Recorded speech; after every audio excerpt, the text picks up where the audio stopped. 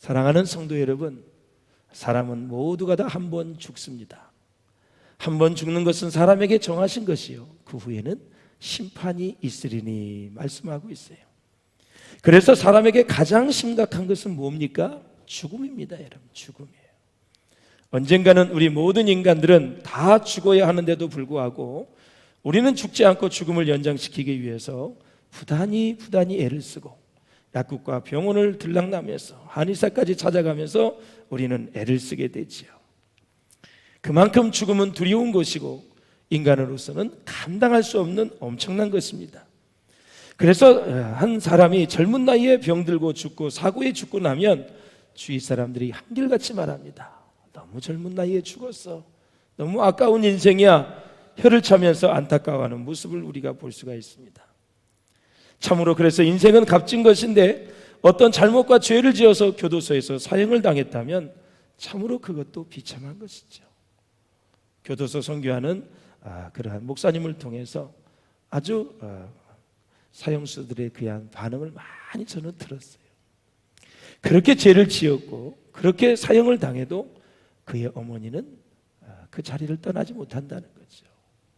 그게 바로 무조건적인 어머니가 자녀를 향한 사랑이 아닌가 생각이 되어집니다. 그리고 이보다 더 비참한 것이 있다면 전혀 죄를 짓지 않았는데도 억울하게 누명을 쓰고 사형을 당했다면 얼마나 비참하겠습니까? 사실 인간이 살아있을 때는 대단한 것 같은데 죽어서 한 줌의 흙이 되어버리면 참으로 허무한 것입니다. 사랑하는 여러분, 예수 그리스도께 행해진 십자가 처형의 판결은 인류 역사에 있어서 가장 모순이 많은 그런 불법 재판이었습니다. 유대인과 로마 사람이 예수님을 불법으로 재판을 했지만 예수님은 십자가의 처형을 패배가 아닌 승리로 보셨어요. 그리고 축복의 도구로 바꾸셨습니다. 그래서 어떤 신학자는 이렇게 말합니다. 인류 역사는 예수님의 죽으심으로 모든 초점이 맞추어지게 되고 또 예수님의 죽으심에서 모든 새로운 역사가 시작이 된다고 말을 했습니다. 맞습니다. 그래서 예수님의 십자가의 죽음은 하나의 사건일 뿐만이 아니라 우리를 위해서 죽으셨기 때문에 우리는 이제 영원히 살 수 있는 길이 열리게 되었어요. 그래서 예수님의 십자가의 죽음은 영원한 현재다 이렇게 얘기하는 거예요. 우리는 영원한 구원의 열차에 올라탔어요. 다만 육신의 생명이 있기 때문에 여기에서 하나님의 영광을 위해서 하나님을 위해서 살도록 지금 생명을 연장시켜 준 것뿐이에요. 가장 값진 구원을 받아서 구원의 열차에 이미 올라탔고 우리는 영원한 생명을 지금 누리고 있는 거예요. 믿습니까 여러분? 예. 자, 본문에 보면 예수님께서 빌라도의 신문을 끝내고 어디로 넘기느냐? 로마 군인들에게 넘기게 되죠. 그래서 십자가를 지고 골고다까지 가서 십자가에 못 박히는 그런 장면인데 17절을 한번 보시도록 하겠습니다. 시작. 그들이 예수를 맡음에 예수께서 자기의 십자가를 지시고 해골 히브리 말로 골고다이라 하는 곳에 나가시니 그랬습니다. 전설에 의하면 아담의 해골이 묻혔다 그래서 해골이다 이렇게 불리운다고 합니다. 여기서 그들이 예수를 맡음에 라는 것은 그들이는 바로 유대인이 아니라 로마 군인이죠. 빌라도가 책임을 지지 않겠다고 손을 씻고 넘겨준 예수를 이 로마 군인들이 인수받은 것은 사형 집행은 바로 유대인들이 할 수 없었기 때문에 그렇죠. 십자가형은 인간이 사용할 수 있는 방법 중에 가장 잔인한 방법이었습니다. 그래서 키케로는 십자가형을 이렇게 얘기했습니다. 시작. 십자가형은 가장 잔인하고도 소름 끼치는 사형이다 그랬어요. 십자가형을 제일 먼저 사용한 나라는 페르시아입니다. 페르시아. 왜 그랬을까요? 그들은 하나님을 섬기지 않는 우상을 섬기는 나라라 이상한 철학을 가지고 있었어요. 무슨 철학이냐? 그들은 땅을 선한 것이라고 믿었어요. 땅을. 그래서 죄인과 그리고 악인들의 피로 땅이 더럽혀져서는 안 된다고 생각을 했습니다. 그래서 이 죄인들을 가능한 한 땅과 더 멀리 하기 위해서 긴 막대기에 높이 달아서 죽였다라는 것입니다. 그리고 그 시체는 달린 채로 두어서 독수리나 까마귀가 뜯어먹게 했습니다. 이것을 다 어디서 이어받았느냐? 이 십자가형을 카르타고인들이 이어받았어요. 이 카르타고인들이 계속해서 십자가형을 이어받았고, 이어서 로마인들이 바로 십자가형을 받아들이고 배워서 그렇게 이제 사람을 죽이는 그러한 사형의 집행의 방법을 볼 수가 있습니다. 그런데요, 로마인들도 이 처형 방법을 대단히 싫어해서 로마 시민에게는 절대로 사용하지 않았다고 합니다. 아주 극악한 노예들에게 불갑을 사용할 수밖에 없을 경우에는 로마 지역 바깥으로 끌고 가서 이제 십자가형을 했다고 그랬죠. 그 키케로의 글을 읽어보면 이런 말이 있습니다. 로마 시민의 경우 범죄자는 포박을 당하는 것뿐이었다. 보다 더 범죄한 경우에는 태형을 받는 자다. 그러면서 이제 무슨 얘기를 하냐면, 사형을 당하는 것은 반역죄에 해당하는 경우일 뿐이다. 로마인이 십자가에서 사형을 당한다고 하는 것은 도저히 있을 수 없는 일이다. 그러한 극악한 행위란 언어 도단이다. 어떠한 언사로도 그것을 나타낼 수 없다. 이렇게 기록하고 있습니다. 한마디로 얘기하면 로마 시민에게는 어떠한 경우에도 십자가형의 처형을 할 수 없다라는 것입니다. 그만큼 잔인하고 비인간적인 형틀로서 공인이 되었기 때문에 그렇습니다. 사랑하는 성도 여러분, 그런데 우리 예수님은 바로 그 십자가 형틀로 사형이 집행이 되었습니다. 재판관인 빌라도가 나는 예수에게서 아무런 죄도 발견하지 못하였다고 선언한 그 예수를 가장 잔인하고 비인간적인 형으로 처형을 했다라는 것입니다. 그렇다면 그렇게 십자가형을 처한 그 이유가 무엇일까요? 무엇 때문에 그랬을까요? 성경은 그것이 하나님의 예정이요, 성경은 그것이 바로 하나님의 뜻이라고 말씀하고 있습니다. 그러한 방법이 아니고서는 인생들이 하나님 앞에서 저지른 너무나도 크고 무서운 죄를 도저히 탕감할 수 없기 때문이라는 것입니다. 그래서 그렇게 힘들게 사역했던 이사야 선지자는 이렇게 말합니다. 시작. 그가 찔림은 우리의 허물 때문이요, 그가 상함은 우리의 죄악 때문이라. 그가 징계를 받음으로 우리는 평화를 누리고 그가 채찍에 맞음으로 우리는 나음을 받았도다. 아멘. 우리는 이 말씀 구절을 암송하셔야 돼요. 하루에도 몇 번씩 우리는 묵상을 하셔야 돼요. 그가 찔린 것은 우리의 허물 때문에 찔리신 거예요. 그가 상한 것은 우리의 죄악 때문에 그분이 상한 거예요. 그가 징계를 받음으로 우리는 평안을 누렸어요. 그가 채찍에 맞음으로 영육간의 모든 질병을 치료받는 거예요. 십자가의 피가 그 정도로 놀라운 능력이 있습니다. 예수님께서 예루살렘에서 골고다까지 십자가를 지고 간 길을 라틴어로는 뭐라 그러냐면 빼아 돌로로사, 바로 순환의 길이다, 이렇게 얘기를 합니다. 골고다 언덕까지 예루살렘에서는 1km 정도밖에 되질 않아요. 그리 멀지 않습니다. 그런데 어느 책에 보니까 예수님이 지신 십자가의 무게는 80에서 90kg다, 이렇게 얘기를 해요. 제가 어렸을 때 지게질을 많이 했는데 쌀 한 가마니가 80kg입니다.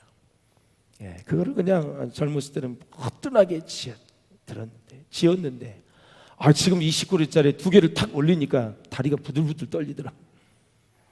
3개를 올리면 60kg, 4개를 올리면 80kg, 그걸 유유하게 걸어갈 수 있는 사람 많지 않습니다. 예수님의 십자가의 무게가 완전히 며칠 동안 신문을 당하고 한숨도 잠을 못 자시고 온몸에 피가 흘리면서 지금 그 십자가, 무거운 십자가를 지고 가는 거죠. 너무 못 질 것 같아서 구레네 시몬에게 억지로라도 십자가를 지게 했는데 구레네 시몬의 가문이 명문 가문이 됐습니다. 여러분, 억지로라도 십자가를 지십시오. 억지로라도 사명을 감당하십시오. 하나님이 그 인생을 보장해 주시고 축복해 주십니다. 할렐루야. 이렇게 무거운 십자가를 지고 순환의 길을 가시는 예수님. 자, 사랑하는 여러분, 그렇습니다. 사람들은 억울한 일을 당하면 다 항의하고 거부하는 것이 보통이지요. 그러나 우리 예수님은 십자가 처형을 부정하거나 거부하시지 않으시고 스스로 십자가를 지시는데요. 우리 한번 11절을 읽어보세요. 시작. 나는 선한 목자라. 선한 목자는 양들을 위하여 목숨을 버리거니와. 아멘. 예수님은 양들을 위해, 온 인류의 구원을 위해 십자가의 처형을 억지로 지는 것이 아니라 적극적으로 받아들이십니다. 받아들이세요. 예. 사랑하는 여러분, 우리는 세상을 살아가면서 여러 가지 다양한 일을 경험합니다. 그때 우리는 그 일을 구원의 사건으로 바꾸셔야 됩니다. 우리의 직장의 문제, 사업에 혹시 부도가 났다, 각종 질병의 문제, 자녀의 문제 등 여러 가지 인생의 문제와 사건을 구원의 사건으로 바꾸셔야 됩니다. 구원의 사건으로 바꾼다는 얘기는 뭐냐면 구원은 하나님이 주시는 것입니다. 그 문제도 하나님이 해결해 주신다는 믿는 믿음이 있습니다. 그래서 그 과정과 모든 결말이 하나님의 손에 달려 있다고 생각을 하고 하나님께 내어 맡기는 것입니다. 코로나19의 전염병도 이것을 구원의 사건으로 바꾸셔야 됩니다. 우리는 인간으로서 해야 될 방역의 수칙은 철저하게 하면서 이 질병이 어디서 왔는가, 이 질병을 다스릴 분은 누구이신가, 그것을 아시고, 그리고 우리가 잘못 살아온 인생은 혹시 없는가 깊이 반성을 하면서 우리는 방역 수칙을 철저히 지키면서 신앙생활을 논다면 그것은 구원의 사건이 되지 않은 것입니다. 우리가 이렇게 예배를 드리기 어려울 때도 최선을 다해서 경건생활을 유지하고 더 하나님 앞에 가까이 다가가면서 그동안 하나님 앞에 정말 잘못했던 것들, 충성해야 될 것, 봉사했던 것들, 이런 것들을 다시 한번 우리가 되새기면서 다시 한번 더 주님께 가까이 나가는 시간이 되어야 이 코로나19는 구원의 사건이 되는 것입니다.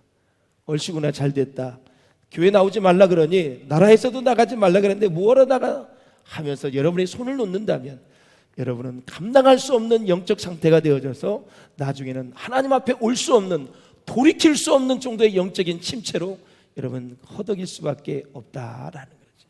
감정만 가지지 말고 인간이 준비해야 될 건 준비하고 하나님께 기도하면 하나님이 도와주시는 거예요. 이 원리는 인간의 삶에 다 해당이 되는 거예요. 내가 준비할 걸 준비하고 하나님께 또 도우실 거 있습니다. 하나님께 간절히 매달리면 하나님이 역사해 주실 줄로 믿습니다. 사랑하는 여러분, 그렇게 되면 전지전능하신 하나님은 우리에게 구원의 사건으로 바꾼 그 일들에 대해서 구원의 역사와 위대한 드라마를 우리에게 연출해 주실 줄로 믿습니다. 사랑하는 여러분, 그렇습니다. 어느 누구든 인생에 십자가가 있습니다. 그 현희씨라는 사람이 쓴 십자가의 무게라는 그런 글이 있어요. 그걸 한번 제가 소개하고 말씀을 좀 마무리하려고 그래요. 어떤 한 학자가 아주 불만에 찬 어조로 하나님께 항의를 했습니다. 하나님, 왜 어떤 사람은 행복하고 어떤 사람은 불행합니까? 몹시 불공평한 처사가 아닐 수 없다고 하면서 항의를 했어요. 하나님은 그의 말을 듣고 그를 요르단 강변으로 불렀습니다. 요르단강은 사람들이 세상살이를 마치고 건너오는 이승과 저승의 경계지역이었습니다. 사람들은 저마다 크고 작은 십자가를 지고 강을 건너왔습니다. 하나님은 그 학자에게 말했습니다. 저들이 지고 온 십자가의 무게를 한번 달아보아라. 학자는 하나님의 명에 따라 강을 건넌 사람들의 십자가를 모두 다 달아보았습니다. 그런데 이게 어찌된 일입니까? 큰 십자가도 아주 작은 십자가도 그 무게가 똑같았습니다. 학자는 아무 말도 못하고 하나님만 쳐다보았습니다. 그러자 하나님이 또다시 학자에게 이렇게 말합니다. 나는 십자가를 줄 때 누구에게나 똑같은 십자가를 준다. 그런데 어떤 사람은 행복하게 웃으면서 가볍게 십자가를 안고 살고, 어떤 사람은 고통스러워하면서 쇳덩어리처럼 무겁게 짊어지고 산다. 내가 늘 똑같이 공평하게 주지만 이렇게 저마다 다 다르게 받는 것이 삶이라는 십자가다. 사랑하는 여러분, 이것은 누구의 고통이든 누구의 고통의 무게든 다 똑같다라는 것을 의미하는 우화인 것입니다.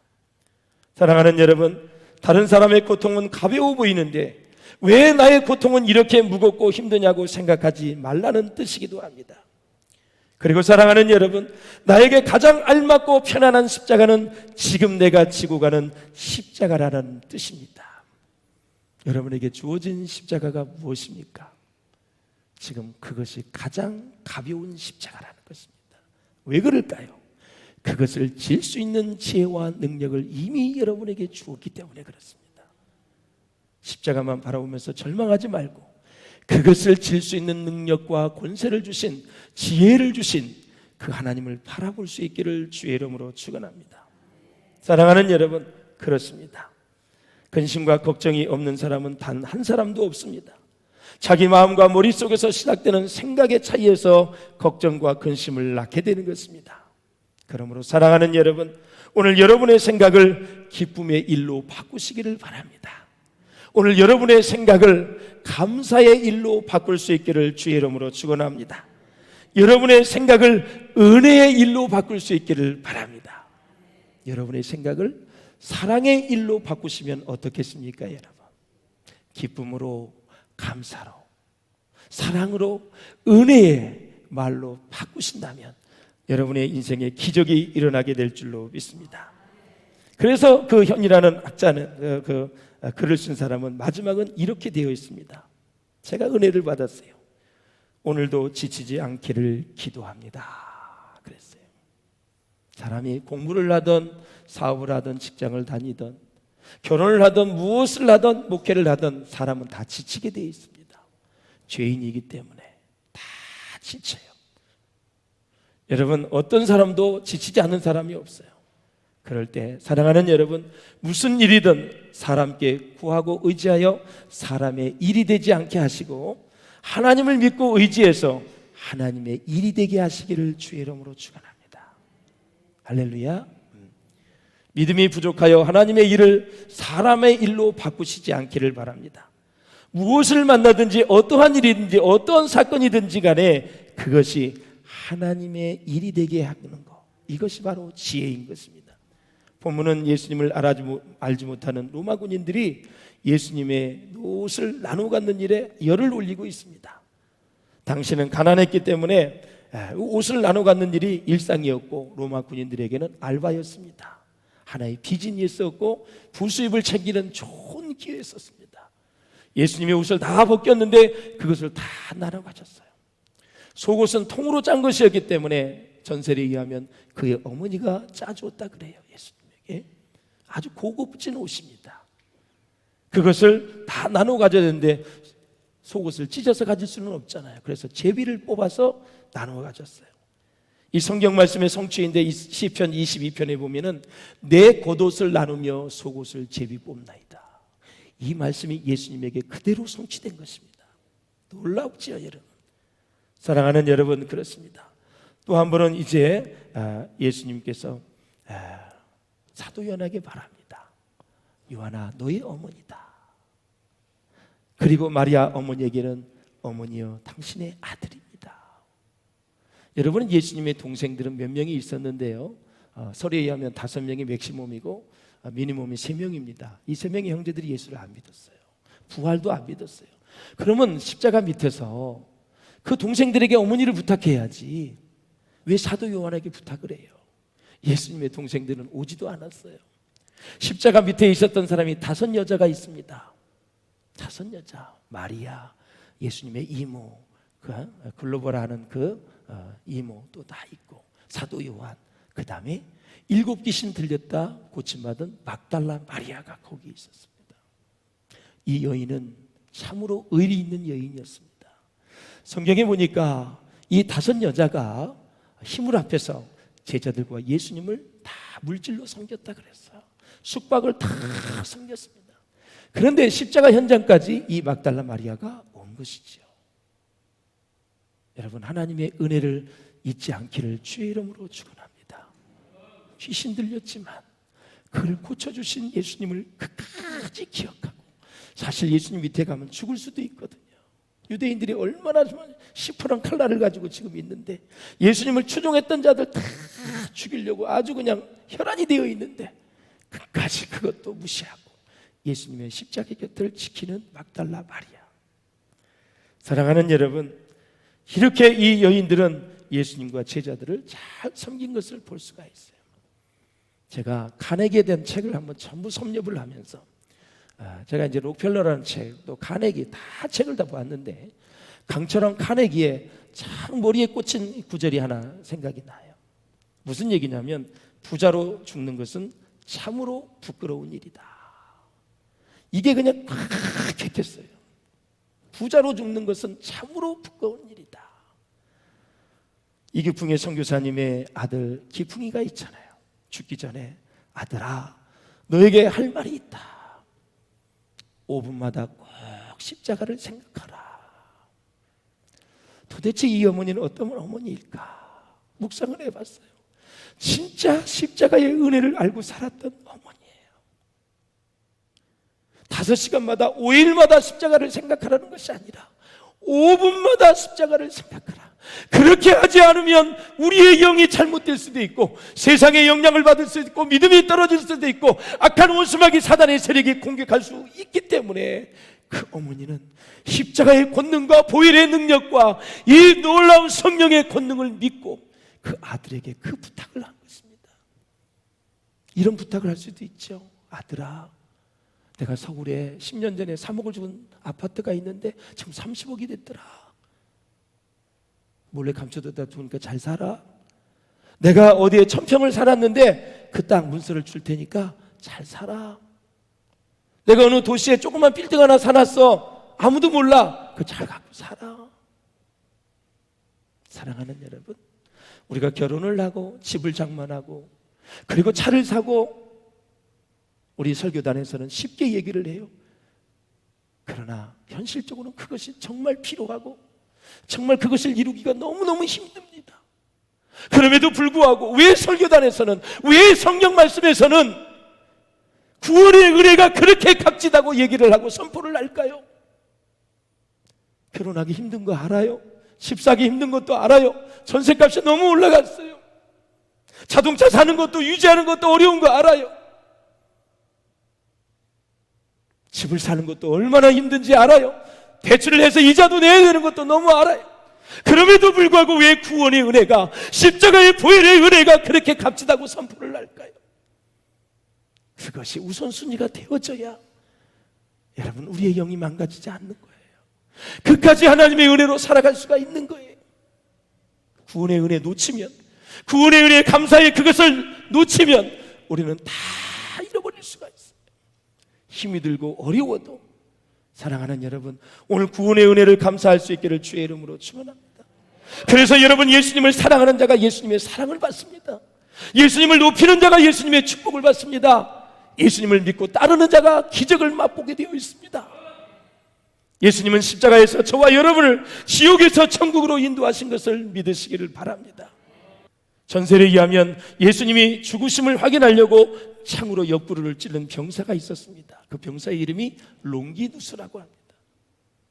이 병사가 완전히 눈에 암병이 있었어요. 눈에. 그런데 예수님을 창으로 찔렀을 때 그 피가 그 눈으로 떨어졌을 때 그 현장에서 다 치료를 받았다라는 사실이죠. 그러므로 사랑하는 여러분, 예수 그리스도는 생명의 샘입니다. 믿습니까 여러분? 치료의 샘이 될 줄로 믿습니다 여러분. 용서와 구원의 샘이 되는 것입니다. 축복의 샘이 되시는 것입니다. 헬렌 켈러를 잘 아시죠?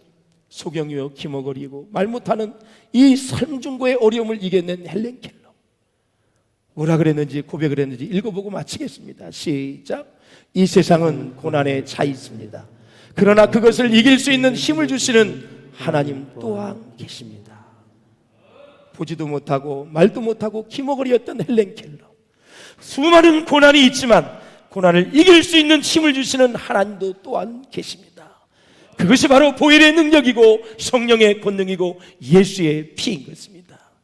그 피가 우리를 구원했습니다. 구원의 은혜에 감사하며 한 주간도 승리하시는 저와 여러분 될 수 있기를 주의 이름으로 축원합니다.